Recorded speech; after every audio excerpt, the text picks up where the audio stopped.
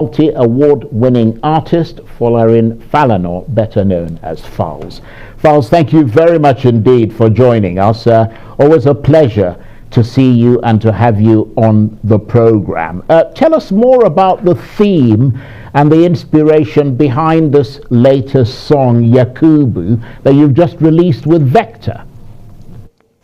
Thank you very much. Excuse me. As you said, pretty much just an account of events as they've transpired in the last couple of months. With the entire episode, with the elections and everything as they've played out. That's pretty much what it is. It's self-explanatory. If you listen to the record, you follow the story from beginning to end. Even if you weren't present when all these things were happening, you'll be able to, just by listening and watching this video, to have a clear or a brief summary of events as they transpired. And that's what we're trying to achieve with the record. And you have taken to social media to express your dissatisfaction with the emergence of Bola Tinubu as the president-elect. You also said that the governor of Lagos State, Babajide Sanwo-Olu, was not elected but selected himself. Tell us why the process by which they emerged as winners has incurred your displeasure. To say the least, the rules and regulations that were supposed to guide these elections were not applied, quite simply.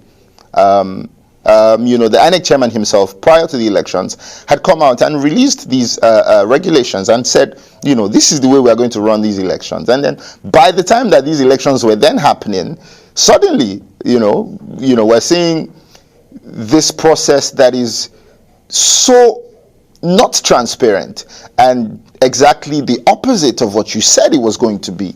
And, of course, people are going to raise eyebrows. Of course, everyone is going to be like, what is going on? So, that was pretty much, how it happened. And it was clear from all that there was some foul play involved. It's interesting, Falz, that less than a year ago, you were publicly backing INEC's voter registration drive, headlining free concerts organized in part by the same INEC that's now fallen out of your favor. And of course, at one of those concerts, you had INEC chairman Mahmoud Yakubu saying, and I quote, "I assure you that your vote will count," unquote. But you don't believe that your vote has counted, do you?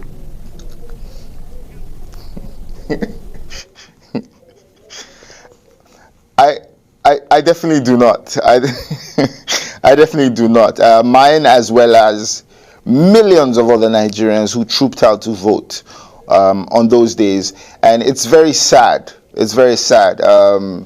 It's very terrible to see that everyone is being subjected to this, and it's some level of torture, if you like, because you're almost toying with our feelings and with our future, and this is no joke in any way.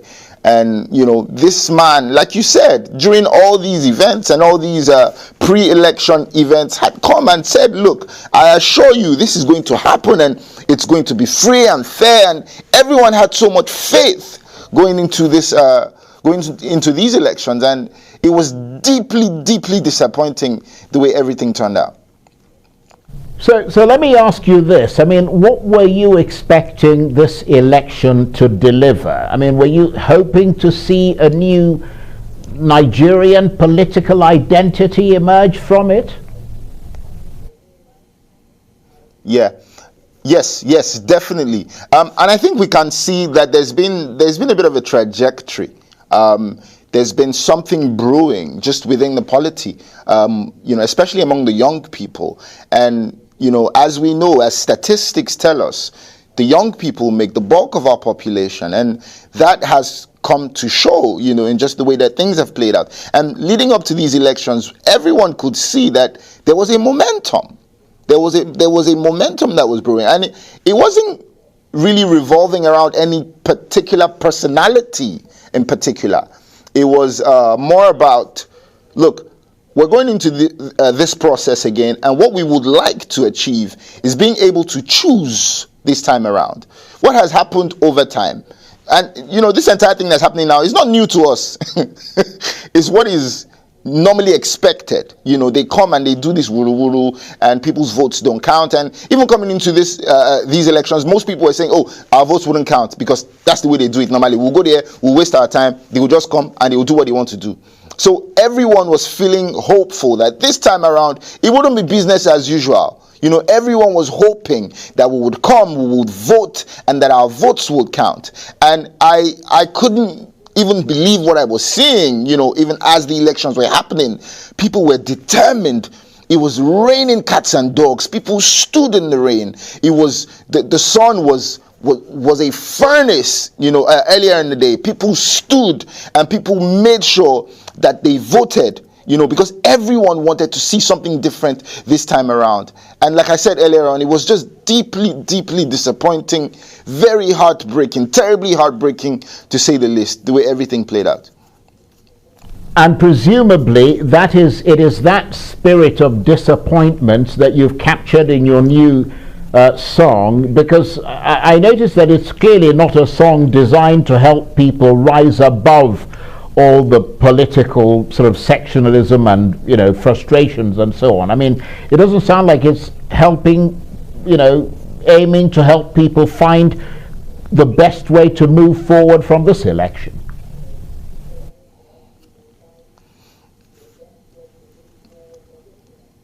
Music is a medium of expression. It's an expression of rage. It's an expression of frustration.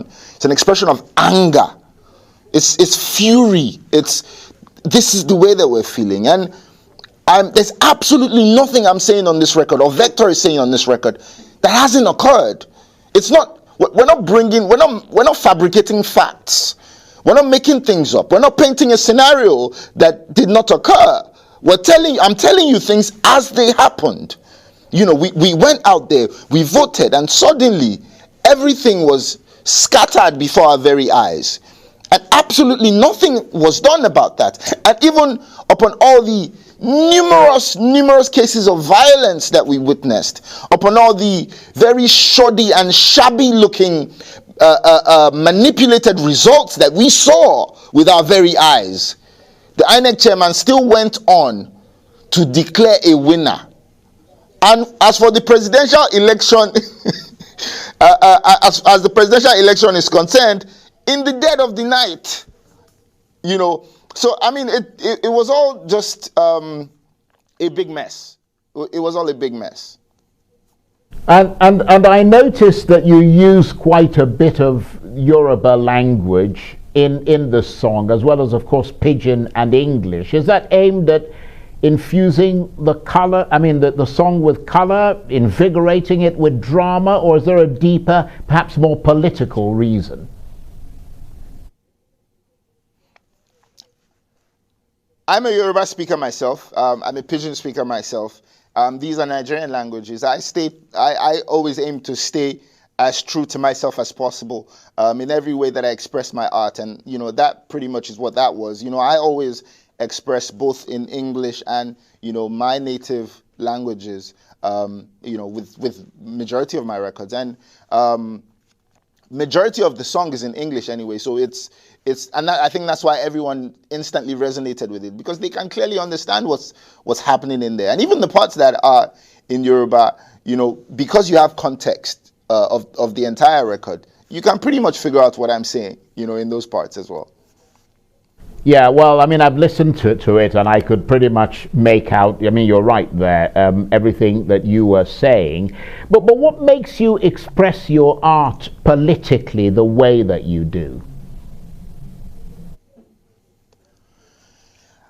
I feel very strongly about everything that happens around me.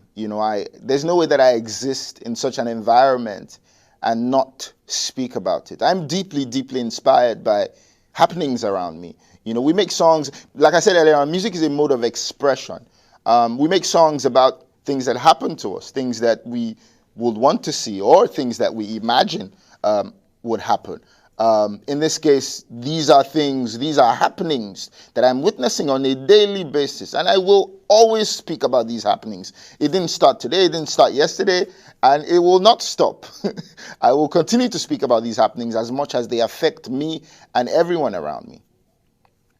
Well, I mean, you're certainly fearlessly taking on a very important issue, which is the fairness and the credibility of the last election. I mean, where does this fearlessness come from? Is it the fact that you don't have to be there in Nigeria when it all erupts, because of course you are in London at the moment, or is it the background from which you come? Because I mean, both your parents are human rights activists, and they've taken on the Nigerian state quite fearlessly. Yeah. No, absolutely not. And I knew that was going to come up when you announced that I was doing this from London. I knew that was going to come up. But absolutely not. Absolutely not. Like I said earlier on, this is not the first time. It's not the second time. It's not the third time. I've released tons and tons of records that are very confrontational, similarly confrontational. And I was on ground. I'm always on ground when I release these records. And, it's not to say that I'm running anywhere. Absolutely not. And, everyone knows where to find me if anyone wants to find me. But I have no reason to fear anything. And I always say this when people ask me, oh, how do you do these things, without any fear of consequences or whatever? And to me, it's the kind of life that we're living. And this is the same answer I always give. The kind of life that we're living already is one in which we're more or less fading away already. It's not a meaningful life, what we have in Nigeria as a country. It's absolutely not a meaningful life. And what's the worst that could happen? Is it death? I don't fear death. What possibly could happen? And I would rather go down fighting for a just cause. I would rather be remembered as someone that lived a life that was meaningful, rather than someone that, for example, was walking down the road and got run over by a downfall because he was driving recklessly, or someone that got a heart disease and could not save himself because there are no hospitals capable of saving him in Nigeria. So I'll prefer to go down in this type of way. Like I said, to me, it's a more meaningful life. Well, that's a very profound statement that you've made. And beyond your own personal safety, are you concerned about how the Nigerian authorities might react to this, your latest work? Because, I mean, as I said, your big hit of 2018, This Is Nigeria, was banned from the airwaves because the National Broadcasting Commission thought it was vulgar and unfit for broadcast. What do you think is likely to be the fate of this latest track, Yakubu, which has already gone viral? Yeah, I mean, it'll probably be a similar reaction, but at the end of the day, it would be too late, just like it was in the This Is Nigeria scenario. The song and video have already gone viral, like you said. The message, the message has been received.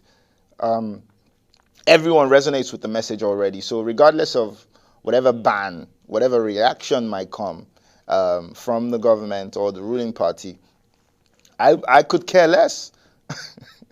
I could care less at this point. Right. Well, I mean, obviously, we have to find a way in this country to move forward. After what seems to be the yawning divide created by this election, I mean, we've seen it along the lines of politics, religion, ethnicity. How do you think that we can build a bridge across it?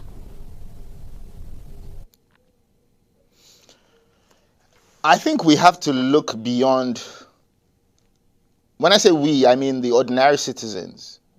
We have to look beyond all these differences, all these things that the ruling party always capitalizes on and weaponizes against us. We have to look beyond these things like tribe, religion. These are differences. Everyone is entitled to have their differences, but these things don't define us. At the end of the day, we're all Nigerian. When I look at my fellow Nigerian, I don't see their tribe. I don't see anything else but another Nigerian. And going into these elections, going to cast my vote, I was looking for competence. I was looking for who would do the job.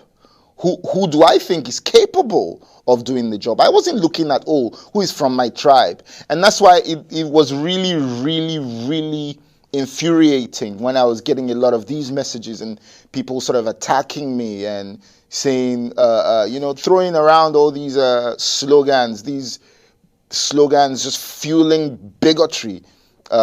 Stuff like, Yoruba Ronu, or, it just didn't make any sense to me, because this is not a war of tribes.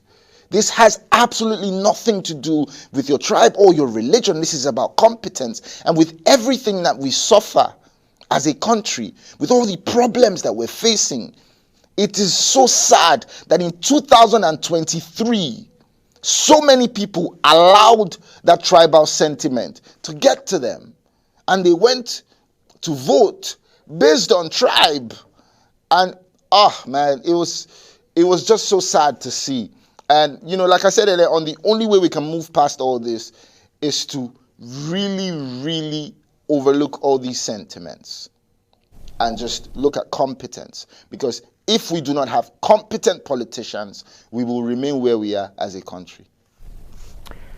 And on that note, very powerful note, I want to thank you very much indeed, Falz, for joining us there from London. Following Falana, better known as Falz, has just released a new politically charged song released with himself and Vector, titled Yakubu. Thank you very much indeed, Falz, for joining us.